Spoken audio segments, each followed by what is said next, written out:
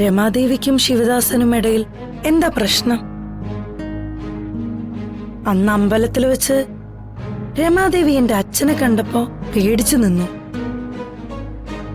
അച്ഛൻ എന്തൊക്കെയോ വഴക്ക് പറയുന്നതും കേട്ടു. കമാന്നൊരക്ഷരം പോലും രമാദേവി മറുത്ത് പറഞ്ഞില്ലെന്ന് മാത്രമല്ല, അച്ഛൻ രമാദേവിയെ കൊല്ലാനും ശ്രമിച്ചു.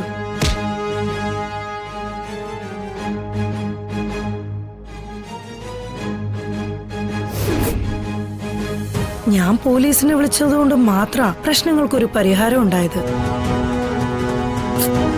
ഇവര് തമ്മിൽ എന്താ പരിചയം?